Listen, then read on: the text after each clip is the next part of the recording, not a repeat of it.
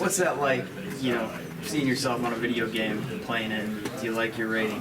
Oh yeah, that's really cool. I love my rating. I think they did a great job. If I could, I would give myself 99 speed over. But no, it's really cool to be on a video game. They haven't released it, I think, since 2014, so it's been 10 years. But for it to come back around and for us to really be on the game and just play a game that you grew up on as a little kid, it was really cool experience. So I've been kind of grinding it out every day, honestly. Rico, I know you had the off-season shoulder situation. Was that something that happened in a single game, or did it build up over time? What happened? I would say it was something more just wear and tear over time, and then eventually getting to as worse as it could be. Just kind of, I remember hurting it initially sophomore year, like sophomore year during spring, and then it just kind of. I'm sorry about that, guys. Yeah, I just remember hurting it sophomore year initially, and it just getting worse over time. And just kind of that Indiana game is when it really that was the worst pain I felt for it in a while. So. Yeah, just over time, wear and tear, and then just getting as bad as it could get. Did that contribute to coming back for another year, or how strongly did you consider the pros given the type of season you had a year ago? Yeah, I gave it some consideration. I think that was one of the main factors that brought me back to Madison.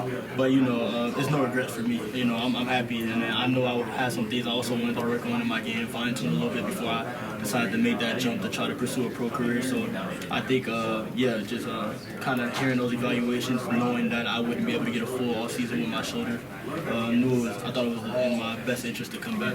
What were the areas where you wanted to get better, maybe feedback you received, where you need to get better? Just being more aggressive as a player. I know I want to get a lot better in the run game, tackling, just those things to hone in on my game. I feel like I did a good job coverage-wise, but also I can get better there and just being stickier, want to do some more press coverages, do it just a little bit more in my game, and just become a more aggressive and physical corner to be ready for the next level.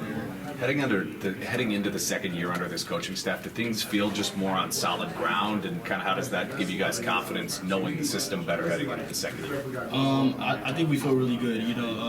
Kind of first year with a new coaching staff, it's hard really to get everybody acclimated and for everybody to adapt. You got some guys that aren't all the way in, all the way invested, but I think now with the team, we all have that same goal in hands, and I just think it's going to be a lot better, a more focused mindset I've seen throughout the team this offseason, a more competitive spirit. Even though I didn't have the opportunity to participate in spring ball, the guys are really competitive, the guys are flowing. I thought that we looked a lot better than we did last spring, so that was really cool to see. But just that mindset, I think everybody's adopted really well, and then we're just more focused as a team this year. Ricardo, obviously you can measure the program years effects by wins and losses, and that number goes up. Besides that, is there a way to measure progress, especially for those of us on the outside? How do we know if this program is taking that necessary step? Is there anything that comes to mind? I would say, win and losses is very important. But I would just say the development of the guys. The guys taking those year two jumps. Maybe if it's the younger guys, just guys that didn't play roles last year that are expected to play big roles this year. Just that one guy, for instance, Tretch, you guys know his development is going to be really well. I'm really excited for the year he's going to have. But I think really just the developmental piece and seeing the younger guys go from phase 1 to phase 2 and just growing and becoming better in their game. Let's say with platform that here, you guys got to choose your roommates then?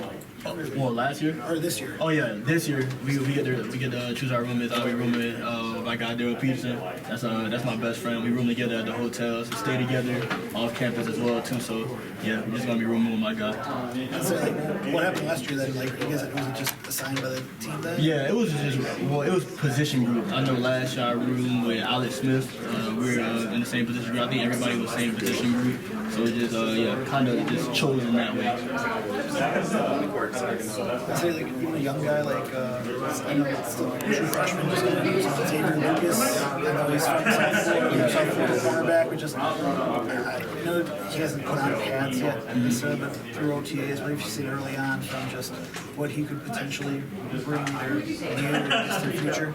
He's going to be super, super good. I think the recruiting department is trying to go with him. I don't know how they let him get out of Florida, but he's going to be really good. I'm super excited for his development, and super big guy, like 6'2", maybe in the height, super fast, very physical, has all the tools that you want at a cornerback, and I think he's going to be one of the better guys that come out of here for a while. So I'm really excited for his development. I think I tell him all the time, I think he has the opportunity to play some important snaps for us this year, and I really just hope he can live up to that potential.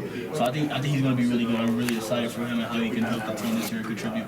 So when you look at that schedule this year with the new Big Ten, Alabama coming in, just how much incentive is that? I mean, it's a situation where y'all could have just as good a team this year, and the record can suffer just because of the schedule difference so much. I think it's really cool. I think that ups the competition. You know, that's the type of competition you want. You know, bringing guys in like Oregon and USC, just the powerhouses that were in the Pac-12. I think that's super cool. And then just the schedule that we play in general with. Adding guys like Bama and Penn State and just all those teams, I think it's going to be really good, you know, and it's going to challenge us to up our competition, to up the level at which we play at. So I'm really excited for the season. I'm really excited for the games that we have. I think it's going to be a really good opportunity for us to get better and just judge ourselves against the people that are highly respected in college football. So I think I'm really excited for us, and I think we're going to shock a lot of people. I'm really excited for this team. I'd say too, just you've been part of a team that. We've seen a lot of change, and college football is more of a business now than ever. It always has been. But we've seen you in DP build a relationship with like Will Pauling, Quincy.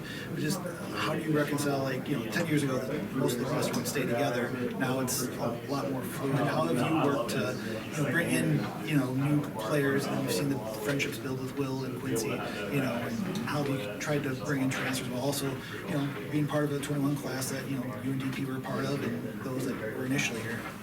Yeah, I think because if you look at it now, our 2021 class, it's like maybe 6 or 7 of us left to the initial 20 or something that we brought in.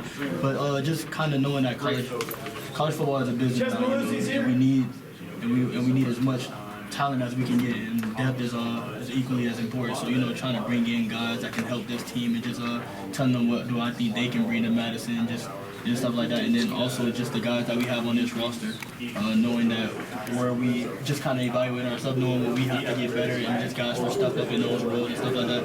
So I'm super excited about this. And then just the future of Wisconsin, I think they're in good hands, especially with Coach Finkel at the helm.